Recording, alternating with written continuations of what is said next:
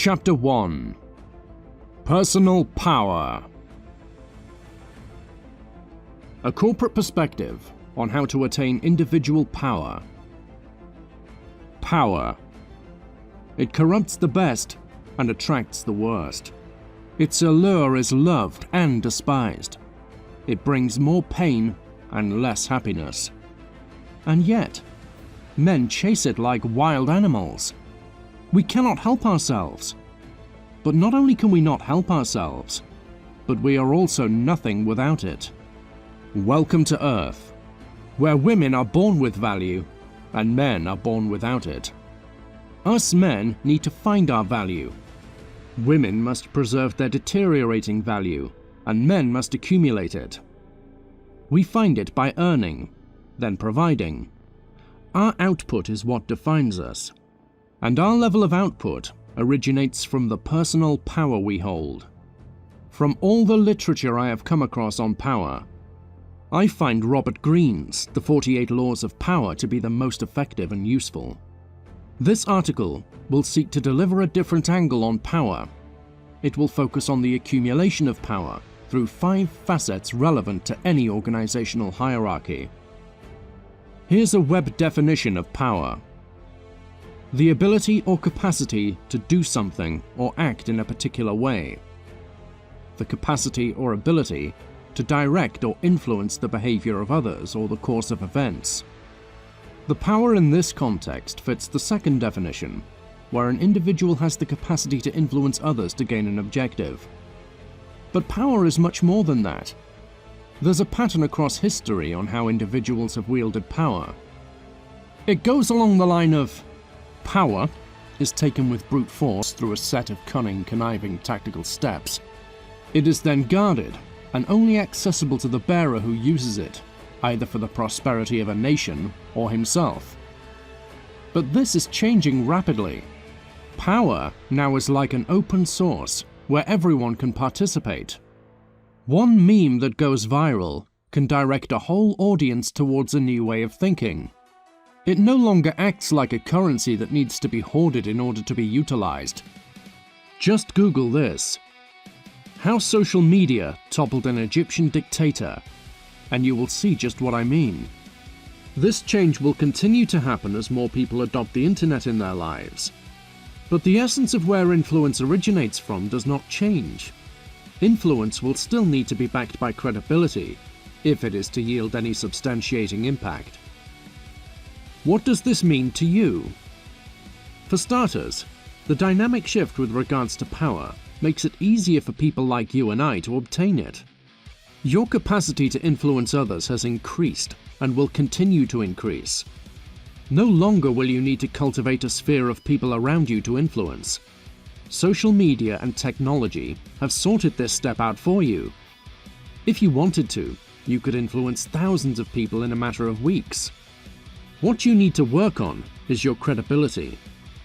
I firmly believe that those who are the most positively influential online have great influence offline.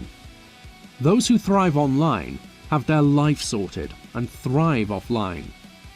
I'm going to deliver on how to increase your personal power offline through 5 facets. Also, a key theme in this chapter will be leverage. Leverage is what dictates the underlying forces of power. It is the element that will be used consistently throughout the 5 facets. It is important to understand that the facets I will describe are largely useless to your own personal power unless you exert leverage on each one. The 5 facets of personal power: reputation, competence, resources, legitimacy, and relational. Number 1. Reputation. Previously labeled as character, reputation is one of the facets found in the 48 Laws of Power. It is the vehicle that delivers your credibility before your arrival. You can get half your work done before arriving at a scene if you have a solid reputation.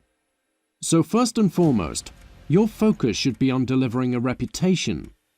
It will take time, and you will need to work on it every day. But it is well worth it. It sets the foundation for all the other facets of personal power. Integrity. Integrity measures what you do when no one is watching. Reputation is what you're known for as a result of everyone watching. The best men hide their shadows from the spotlight. The more your actions remain unchanged, irrespective of an audience, the less you have to guard your reputation. This means you need to assess who you are in private as opposed to who you are in public. Too much variance puts you at the risk of slip-ups, where your private nature involuntarily reveals itself out in the open, tarnishing the reputation you've built. This is why shadow integration is so crucial. Systematically eliminating your regretful actions one by one integrates you with your shadow so you become whole. You're a member of the lobby room if you're reading this. You should be discussing the shadows you find most challenging, where we can collectively discuss it and integrate them. Detachment. Your ability to not get upset and resentfully lash out against opposition is probably the most useful trait that you can learn in this day and age. But as politics, belief systems, and ideologies become more polarized, the baseline neuroticism of the population will rise. Consequently, more people will become insecure, feel unsafe, and protect their delicate sensitivities, lashing out of hate and resentment. Something I learned in corporate management is to treat people I like and dislike the same. It was probably the most useful habit I have ever developed in my life as a result of working with high-end managers and executives. The ability to stay calm and composed in the face of someone trying to undermine you gives your reputation a powerful aura. Those observing will remember you as someone who does not get fazed. They instantly begin to conjecture what it takes to throw you off, which only adds more weight to your character. Tolerance to conflict. Your tolerance to conflict largely paints the picture of what kind of leader you are. The ability to confront and seek the truth is a very rare trait to come by, and the demand for it continues to increase. People need leaders who are able to confront conflict. The reputation that you will radiate as a result is someone who can push through adversity in difficult conditions. Naturally, people are drawn to this quality. You cannot afford to break down in front of those you lead. The whole point of creating a reputation is to emanate superiority, because without it, people will not want to be led. This means your tolerance to conflict should be well above average. The prospect of confronting it should excite you. It's also worth knowing that your tolerance to conflict is disproportional to your level of neuroticism. The lower your negative emotions, the higher your tolerance to stress. You should be using the shadow integration method, on which negative emotions manifest when encountered by conflict. Leadership. I have written an unorthodox piece on becoming an effective leader.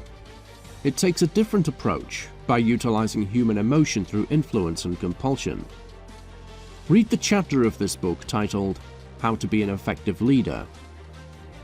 This piece elaborately explains the use of influence and compulsion under different conditions and personality types. In relation to power and leadership, the simultaneous use of both methods extracts the most amount of utility when leading others.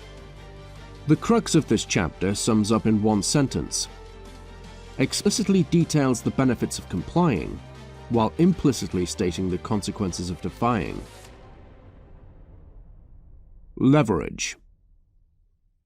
I remember quitting my job as a pharmacist manager years ago, when an owner of another pharmacy called me 2 days after my resignation.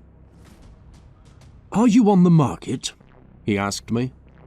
I told him, "Hi Bob, look, I'm really not looking for any work. I want to spend—" "I've got the perfect position for you. Just name your price," he interrupted me. My efficiency and effectiveness in managing patient outflow was already recognized in the industry I worked in. I was surprised that my reputation preceded me in a way that tilted the negotiations in my favor before I even showed any interest. What was more astounding was how Bob's staff immediately sharpened themselves up upon hearing that I had accepted the offer. If you can build a formidable reputation, it will do half the work before your arrival. Don't underestimate this leverage. Part 2. Competence. If you've been following me on Twitter for a while, by now you know my obsession with competence. It is the only facet that's irreplaceable, giving you infinite leverage capacity. And what I mean by this is, your specific knowledge within a domain cannot be replicated. This gives you the exclusive right to apply leverage on anything and anyone that relies upon the value produced by your skill set. Pick your domain. We are past the tribal era, where the large, muscular guy imposes his will by force in an act of power. In this modern day, men have multiple domains in which to master and become dominant and attain power. But the vast options have also made it infinitely more difficult for men to apply conviction and self-determination. I've stressed this before. I'll stress it again. Personality is everything. You need to spend time studying your personality. I would spend about $100 on several personality tests to really get a good grasp of which traits stand out that define you. Do different tests and cross-reference each. I'm not going to go into details on the traits, but here is a list of them. Introvert, extrovert, agreeableness, disagreeableness, conscientiousness, openness, and creativity. Excellence is found in exploiting your traits. Once you have recognized and acknowledged what personality type you are, find work or become productive in domains where you can manifest your traits. Then practice till you become perfect. Then practice more to apply efficiency. The aim is to provide value largely built by the strength of your traits. Your value then becomes your signature. It makes you a part of the value itself, an indispensable portion of it. Follow the 4 stages of learning. Unconscious incompetence. Conscious incompetence. Conscious competence. Unconscious competence. Stage 5 is speed. Efficiency is what makes you stand out from the competent. When you reach stage 5, it's an indication that you have become the best at what you do. Speed separates you from others as the winner. Why? Because it means you can provide the most amount of productivity labor in the shortest period of time. And if you can deliver it flawlessly, then you become an absolute force to contend with. Never let your specific knowledge self-automate, and never teach others 100% of what you know. It's crucial to understand that the value you provide from your competence does not self-automate. You need to be part of it. You need to ingrain yourself into the system that generates the value. Leverage. The more society values your competence, the more you can leverage it. But it is infinitely better to occupy a sublime position within a moderately valued domain over a semi-competent position within a highly valued domain. Competence is leveraged when you provide value that you happen to generate with ease in exchange for value that you do not generate. The value in pursuit could be monetary, positional, tactical, political, or anything of subjective value to you. The first step is to observe and study what relies on your competence within your sphere of influence. Is it a person? Is it a system? A department? Anything you find that relies on your competence is subject to unfair advantage and manipulation. Also note that the scalability of your competence will magnify your leverage capacity. Using specific knowledge to impose authority through leverage is a game played at the highest level of organizations. Businesses and political figures leverage their value for positional advantage and power all the time. Leveraging competence is a mandatory element that ascends you on the socio-economic hierarchy. Number 3. Resources. There's a saying written by George Orwell, He who controls the flow of information controls the world. The same principle can be extended towards the control of resources within organizations. Resources are the lifeline of any organizational hierarchy, and it usually comes in two forms: tangible and intangible resources. Intangible. When I say intangible resources, I don't mean intangible assets, although there may be an overlap between the two. An example of an intangible resource would be 10% of the repeat clients within a business only demand to do business with you. This gives you resources in the form of profit that would otherwise not be there for an organization. The fact that certain clients only conduct business with you indicates loyalty to a personal brand, which is considered an intangible asset in business. A significant portion of your personal brand relies on your reputation, but the resources are, in effect, your clients. Another form of intangible resource is your ability to influence people in a way that makes them defiant to everyone else, so only you can maneuver them. See How to Be an Effective Leader. Your ability to effortlessly make people comply turns them into a resource that can be utilized by you and only you. I've used this several times at work to get rid of incompetent managers. I lobby the staff to support me and comply in my commands, and only mine, rendering other managers ineffective in their job. Tangible. Tangible resources are resources that you have access to at a relatively low cost compared to others. The comparative advantage gives you the ability to utilize it with leverage within an organization. Tangible resources could come in any form, and it largely depends on the organization. For instance, when I used to work in community pharmacy, I shared the responsibility of stock ordering. At the time, Viagra happened to just come off patent, and generic companies were popping up everywhere with deals. I found a supplier who I made an exclusive side deal with, something nobody does in community pharmacy. I created a contract that I would exclusively order lines from this supplier, in the event of stock shortages from any other supplier. In exchange, I would get to purchase generic Viagra for 98 cents per box for 12 months, as opposed to $4.90. The sales guy checked with his manager, and the deal was set. I leveraged this as a resource, and it became well known that if you wanted cheap generic Viagra, go see UM. To get a comparative advantage on resources will largely depend on the goods and the services the organization provides.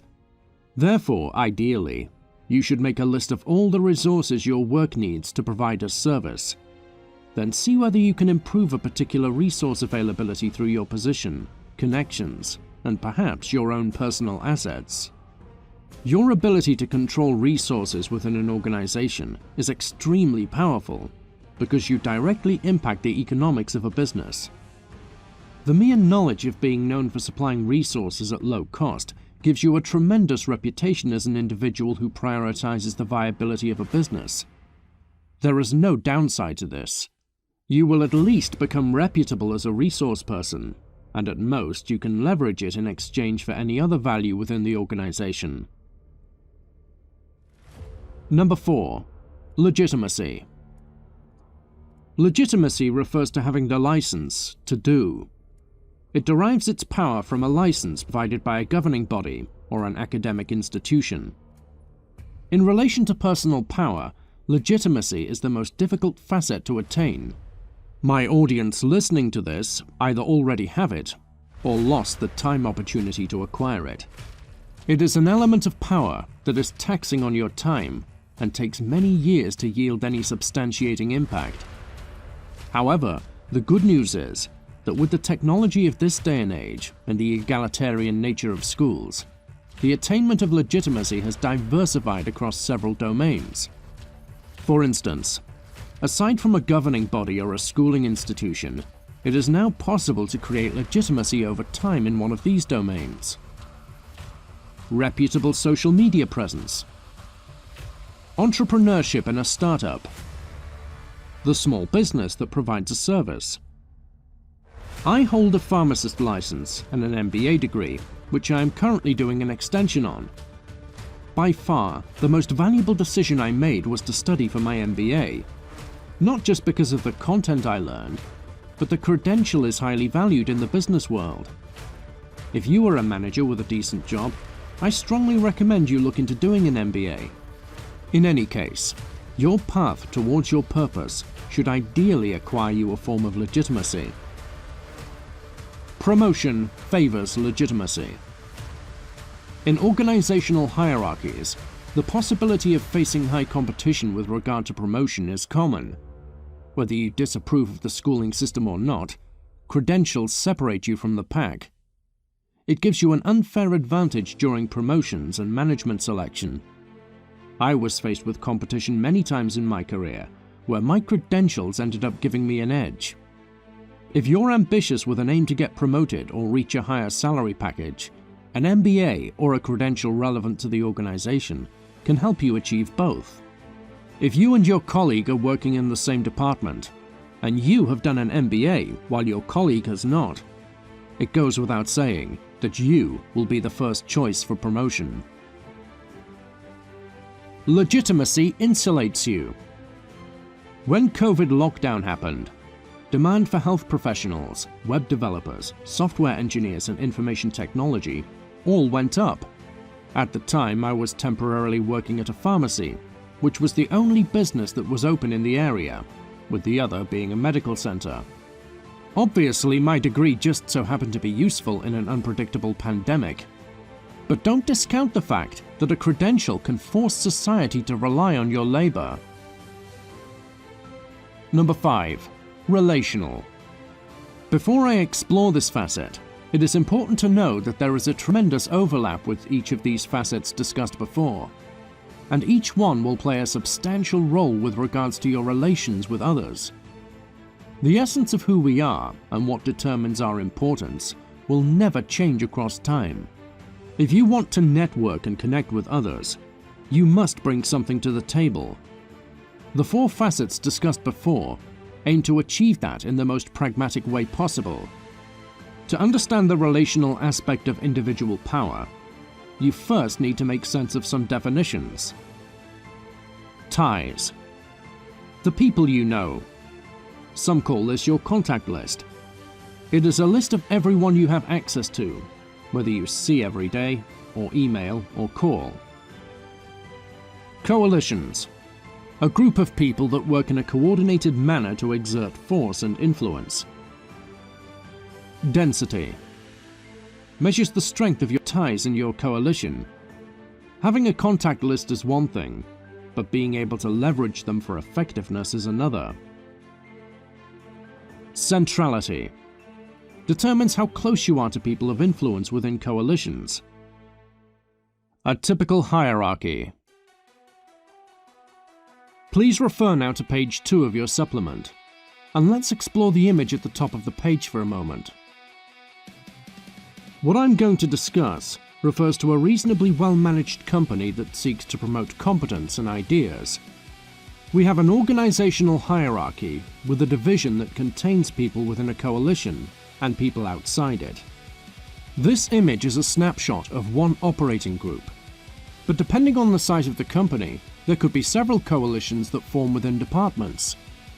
Inside the coalition, you have a group of people whose colors represent a field of expertise. This means people do not make it into a coalition at random. They must bring something to the table. The arrows inside the coalition represent the density between the individuals. The number of arrows pointing at you determines the extensiveness of your ties. The arrow between you and the influencer is the formation of centrality. The image depicts you as an outsider, where centrality is crucial if you want to have any credibility within the coalition. But to form your own relational power, you take a different approach. Here's a guide. Relational laws. Grow your ties to as many people as possible. Don't worry about the quality of the people you are connecting to. Aim to grow your contact list as much as you can. Apply density to those in your contact list that prove valuable and have something to offer. Density will strengthen your ties with certain people. This is achieved by creating a bond and covenant of trust, through increasing interactive exposure with someone, through increasing frequency of interaction and dialogue, through value exchange, and through vulnerability exchange. Form your coalition. You need clear objectives and purpose for your reasons of forming a coalition. Then you need to invite those that appeal to such purpose and can provide value to help you attain it. I formed my own coalition several times throughout my career. To motivate staff to improve themselves and be invited into the coalition, coordinate task completions in my absence, to collectively achieve a target for business growth, to collude and fabricate pretexts to fire toxic employees. Coalition is an absolute necessity if you want to possess influence that extends beyond your sphere of influence. As leader, how you create your coalition and the atmosphere you establish will speak volumes. Invite only on the basis of competence, not friendship. The coalition you form of your own design will end up reflecting and representing you. In life, you have two choices. Be an ignorant fool or a brilliant strategist. Buy the audiobook now to learn how to be the latter. Scroll down to find the link in the description. Click on the link. Purchase it now. Listen to the entire audiobook from start to finish. Then, watch your life transform.